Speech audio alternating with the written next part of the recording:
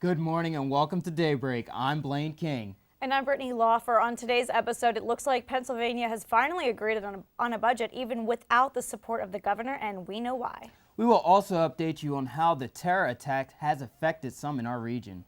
And we will be joined by a USG senator to tell us about a great annual event that is coming up this weekend. Daybreak starts right now.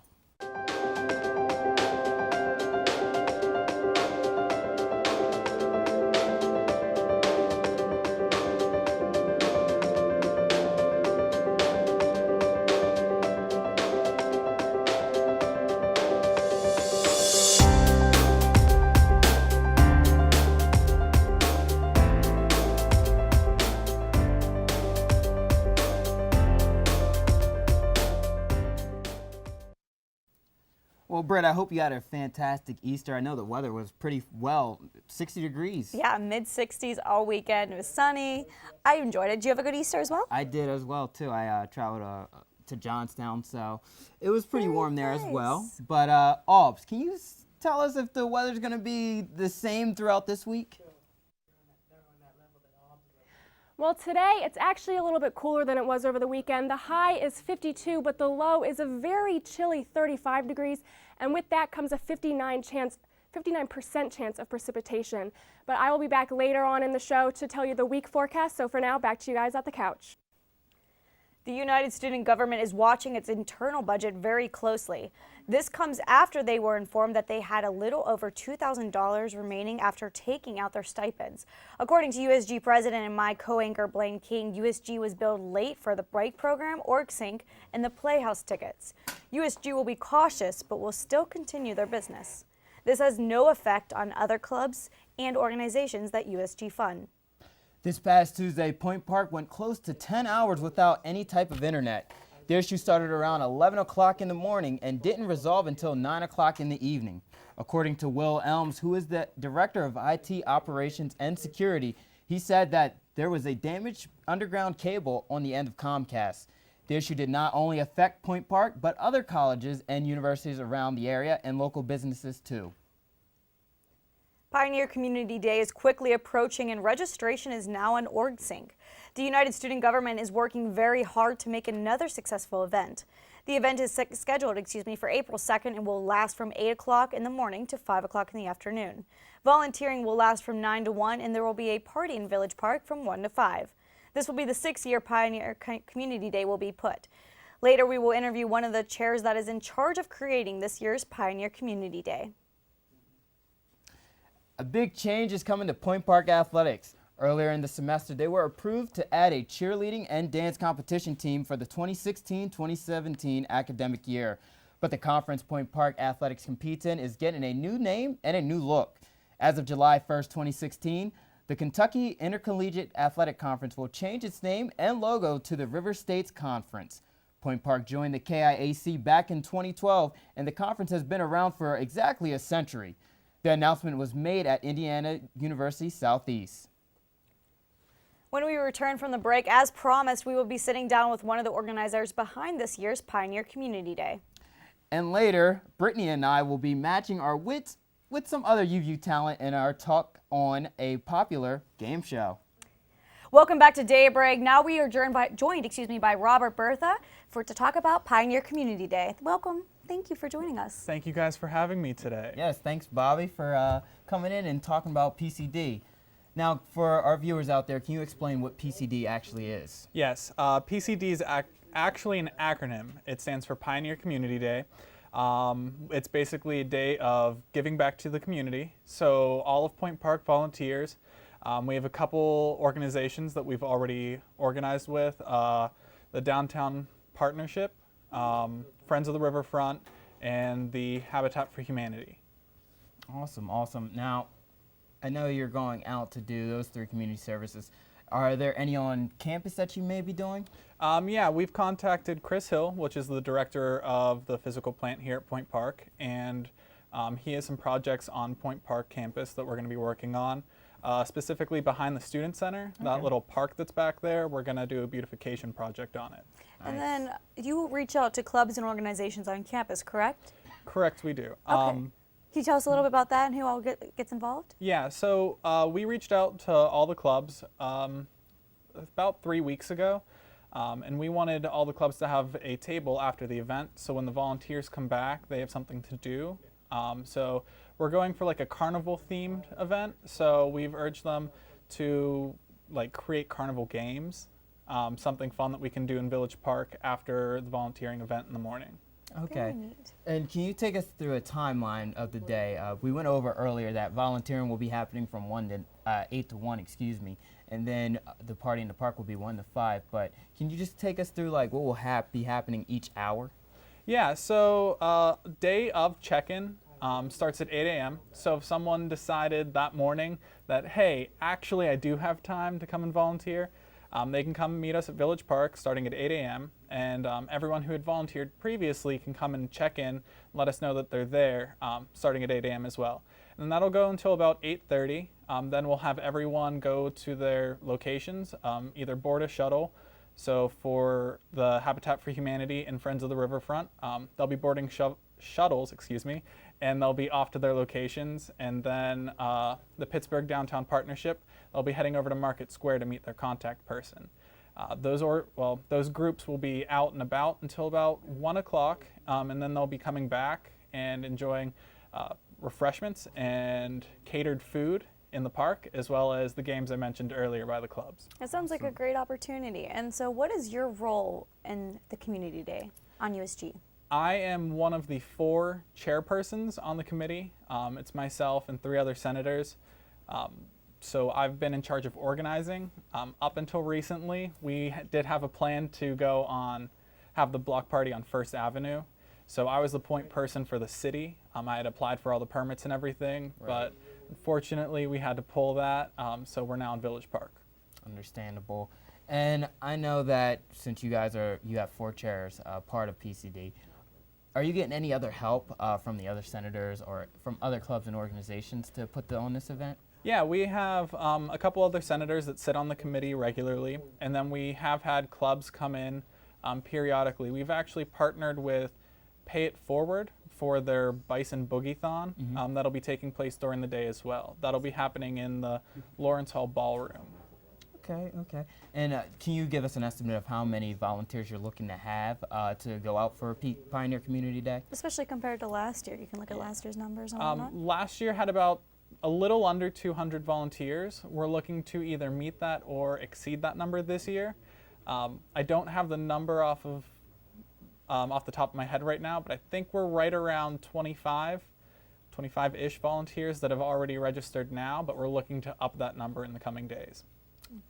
Okay, and I know PCD is right around the corner, but how are you marketing for everything?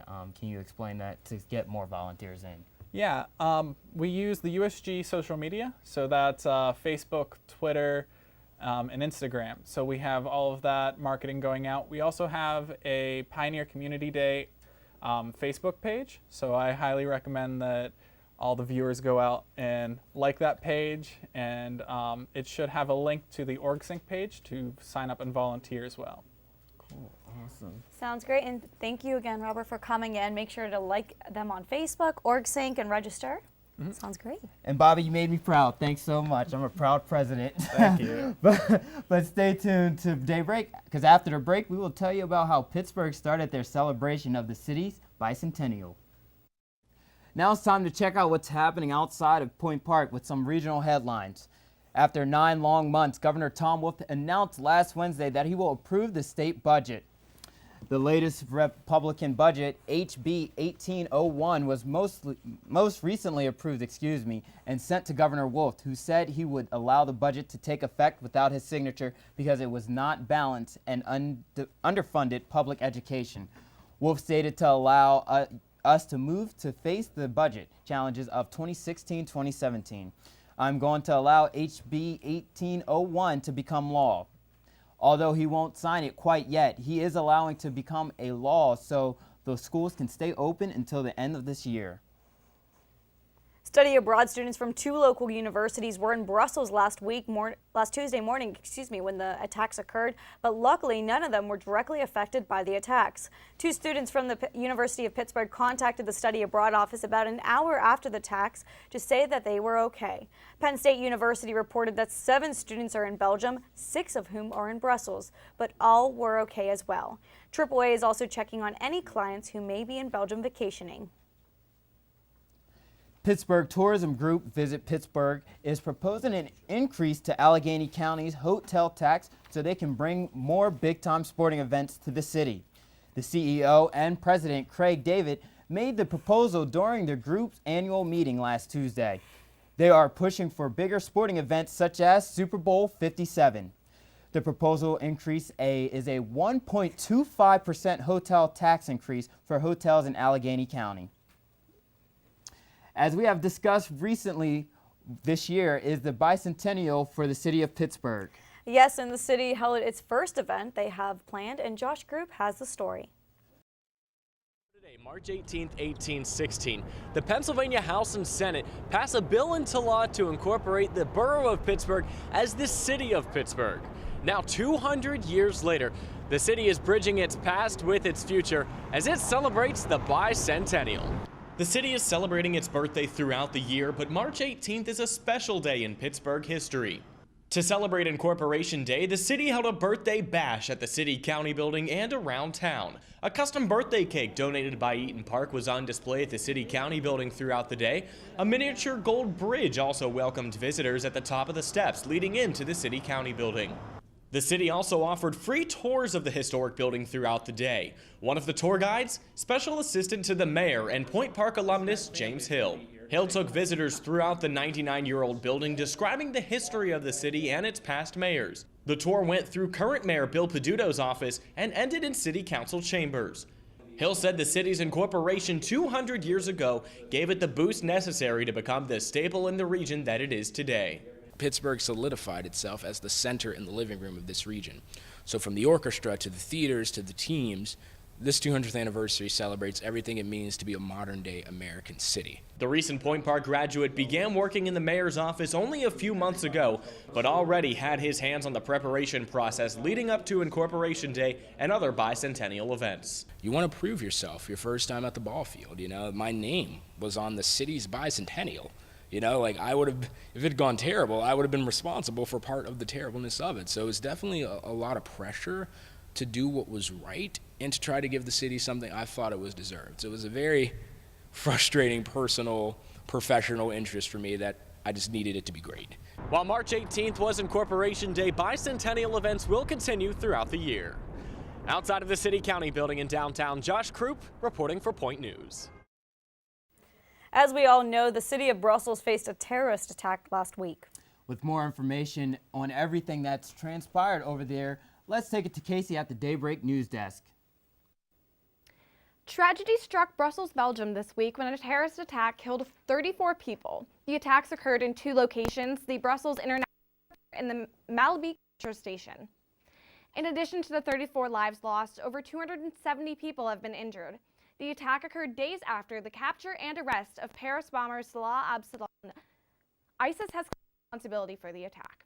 Authorities are on the hunt for an unidentified man in a white coat who was seen via security camera with the 2 apparent suicide bombers. The Belgian Prime Minister, Charles Michel, released a statement Tuesday declaring, quote, "To those who have chosen to be the barbaric enemies of liberty, of democracy, of fundamental values, I want to say with the greatest strength that we will remain assembled and united," unquote. In other national news, President Obama made history this week when he landed in Havana, Cuba this past Sunday. President Obama is the first sitting president to visit the island nation since 1959. The historic trip is an attempt to begin normalizing and improving relations between the United States and Cuba. During a joint conference Monday, Obama and Cuban President Raul Castro discussed their opposing views on human rights issues and the American embargo on the nation, which Obama hopes to lift. Mr. Castro cited the lifting of the embargo as, quote, "the most important obstacle to our economic development and the well-being of the Cuban people," unquote. Tuesday, Obama delivered a televised keynote speech at the Grand Toronto, followed by a meeting with a group of civil society leaders in the U.S. Embassy. The president ended his trip at the exhibition game between Tampa Bay Rays and the Cuba team, observing a moment of silence for the people of Brussels. The Obama family then boarded Air Force One and headed to Argentina, where Obama will be meeting with the newly elected president, Mauricio Macri. Finally, the Supreme Court had their first tie since Antonin Scalia's death. The court was ruling on a case under the Affordable Care Act, birth control mandate, which requires businesses to provide free insurance coverage for contraceptives for female workers. Several representatives from religious institutions have argued that the requirement is violating the Religious Freedom Restoration Act of 1993.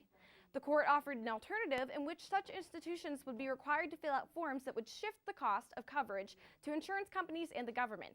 However, the offer was refused as it was seen as making the religious groups, quote, complicit in a moral wrong, unquote, according to Justice Anthony M. Kennedy. The protesting groups, such as the Little Sisters of the Poor, want outright exemption to the law, currently given to houses of worship. The case could remain unsolved for the remainder of the year, as lower courts have also disagreed on their views. Now back to Brittany and Blaine at the couch. Thanks, Casey. And after the break, we will have your sports update, so stay tuned. Welcome back to Daybreak. I'm Sarah Maculin with your sports update.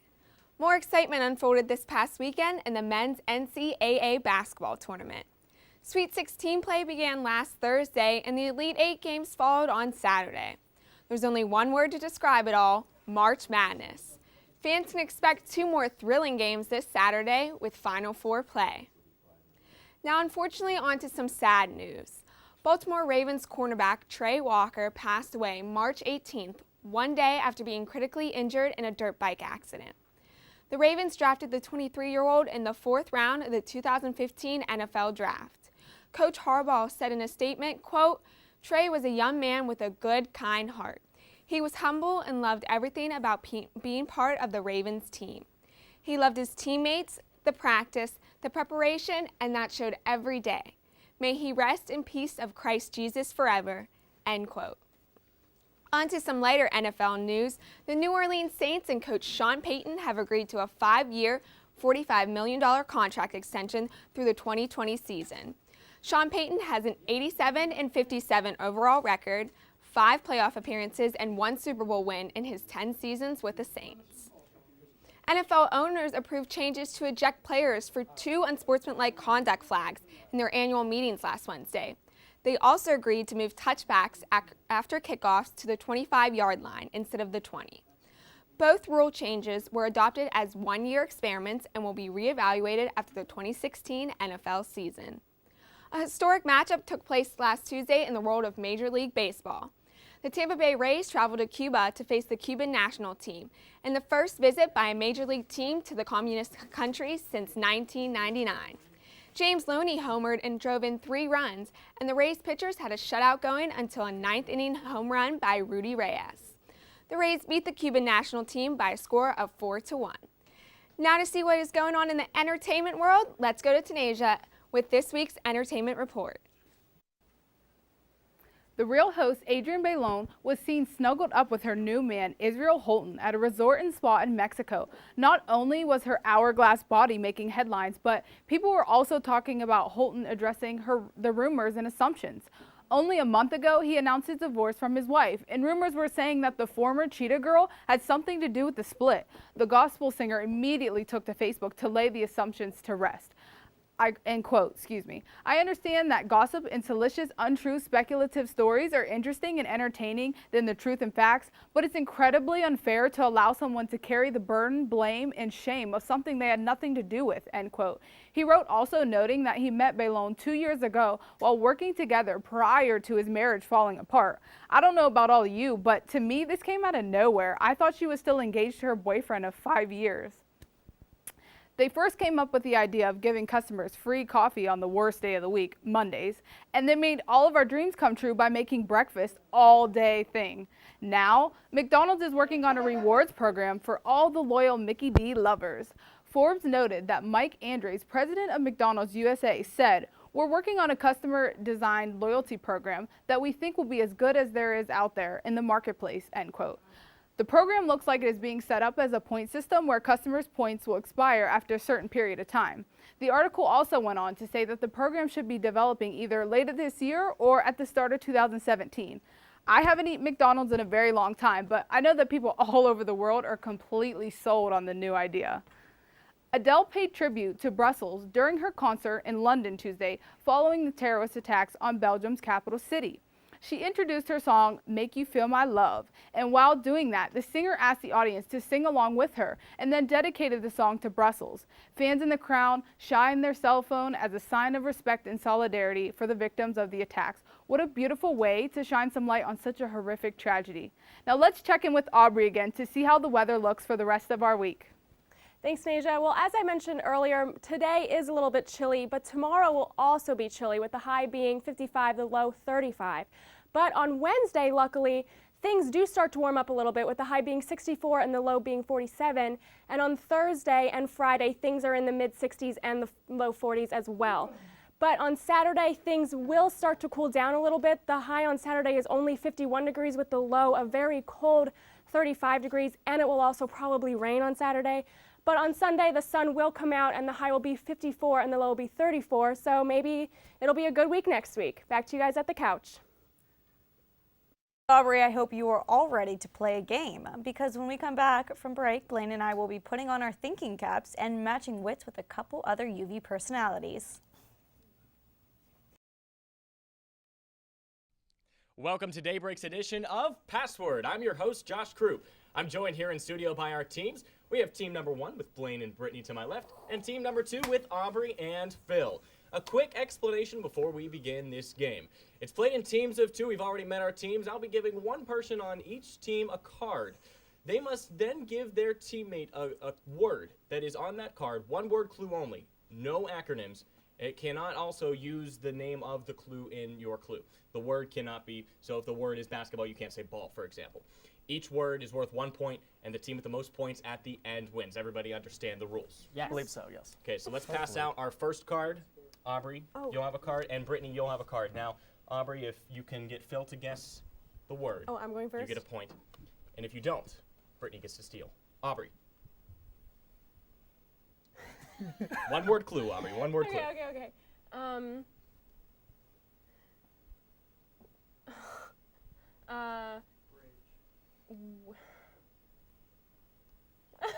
Is this timed? Okay. Hope so. No. Okay, wait, let me look again. Okay. One word clue. Okay. Bridge. So the clue is bridge. The clue is bridge. Pittsburgh. That is incorrect. Brittany, a chance to steal. Water.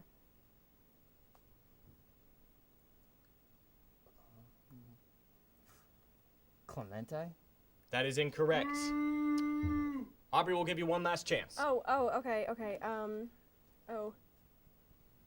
Stream. I know that look. Oh, sorry, Phil, your time is up. Oh, no, he got it. No, he did not get it. That does not count. The timer was up. Come We cut him on! off. We never was told a timer amount. I have a timer in my ear, and that timer is up. The first word was river. Apologies for that. Now we're going to switch over to Blaine and Phil. Now, guys, I'm going to just take these cards, throw them on the floor. We don't need those. I'm going to give this clue to Blaine now, and I'm going to give this clue to Phil. Now, you two, you know how the game works already. You get one clue. We'll start over here with Blaine. Blaine, your clue. Aubrey. Blonde. That is incorrect. Aubrey, a chance to steal. Phil, a chance to steal. Aubrey, can you guess it? Career. Broadcasting. That is incorrect. One more chance over here. Show. Host. That is also incorrect. The correct word was entertainment. Oh. Aubrey career. So we're going to come back here. We're still tied at 0 so far. Brittany, I'm going to give you a card here. And over on this side, Aubrey, I'm going to give you this card here. And We're great at we'll this begin game, with guys. Aubrey. Starting strong. I begin? We're beginning very strong. Aubrey, it's your turn. Fruit. There are a lot of fruits. Can he guess it? Apple. Oh, that Ladies and gentlemen, we have our first correct answer of the morning. Phil, with apple, that is correct. Phil and Aubrey, you get 1 point. Now we're going to go back over to Blaine and Phil. Very nicely job, Phil. You know, I didn't get the memo that we were all wearing purple today. My apologies. Blaine, you get 1 word. What is your clue? Mascot. High school? That is incorrect. We go over here. Can you steal?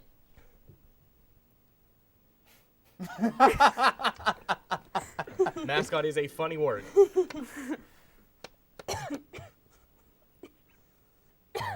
How to die. We have Here. We have 5 seconds. Bison? Oh! That is correct. Phil and Aubrey take a 2-point lead. Here, Congratulations. Congratulations. So we go back now. Blaine's turn or Phil or Aubrey or Brittany. who gets and the? All right, Aubrey. we go over here. We go to Brittany for a card, and we go over to Aubrey for a card. And whose turn is it here? I don't know. All right. You guys got the last point. We'll start over here with you. Okay. Oh,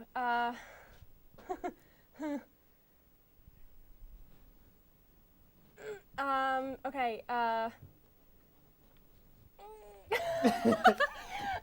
Shot clock. 1 word. sound. I'm sorry. Music. That is incorrect. On the right track, we go over here. WPPJ. That's an acronym that is incorrect. I apologize, Brittany. We have 1 more chance to steal, though. Over here, can they make it 3-0? Oh, 1 word clue. poopin'. I feel like this is an inside joke. Oh, sorry. Radio. The correct word was radio. 3 points over here. We're going to come back over to this side. Yeah, we need to step this up. Oh. Blaine, we need to step up our game over here. You're down 3-0. Blaine, what are your thoughts going through this game so far? You know, we're gonna catch up. We'll catch up. How much longer do we have to We're gonna catch up. We're gonna try and catch up here. Blaine, you begin. You get 1 word.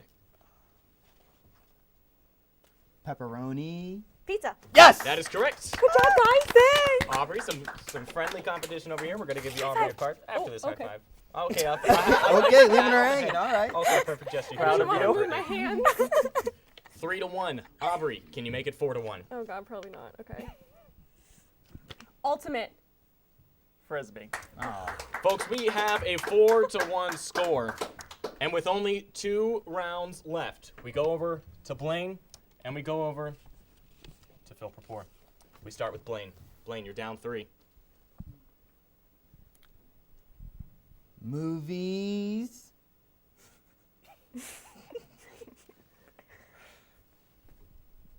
Cinema.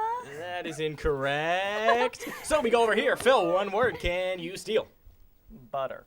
Popcorn. That is correct. Folks, this is what we call an old-fashioned blowout. We have 1 more round. We're going to do it just for fun. We'll come back over here. Miss Brittany and Miss Aubrey. Okay, okay. Here we go. We have 2 more rounds. We're going to start over here. Mary Poppins. Those were, Oh my gosh. Brittany, I think I know 2 the words. word too. We're going to come over here. I know the word. Aubrey, let's give you a chance here. Aubrey, can you get the point?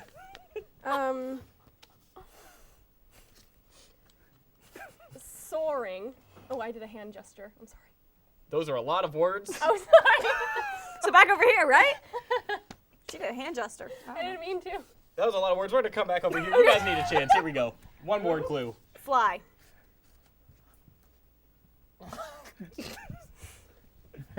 Oy. Mary Poppins. Fly. Birds. That is incorrect as well. Folks, so we're just going to move on here. The word was kite. Oh. I thought you said you knew it. Blaine, you're going to you start said over Mary here again. We'll Poppins. go I 3 thought it was times in a That's row all, because let's go we're trying to give you a chance to catch up here. You get 1 more round. I don't think the chances of catching up right now are too high for you guys, but we'll give it a try. Here we go. 1 word. I hope you get this. Michael. Jackson. With that, we have a chance to steal over here. Phil, 1 word. Basketball. Jordan. We have a winner. Ladies and Gentlemen, the winners of the inaugural password game on Daybreak, Phil and Aubrey. Congratulations, folks. Aubrey, I want to get your thoughts in 20 seconds or less on what you think this game means to you. This is a great honor. Oh, I don't need that because I have my own mic. This is a great honor. I was super nervous because I really wanted to win, but now I feel really bad that we won because I feel like the host should have won. But I mean, we're pooping, so it's fine. We won. It's all fine. It was fun and games. It was a great time. Yes. Thank you again, Josh, for hosting Daybreak Password, and thank you for watching another episode of Daybreak. Make sure you tune in again next week for more entertainment. More news. And everything in between. Oh, that's my line. Have a great week, Point Park.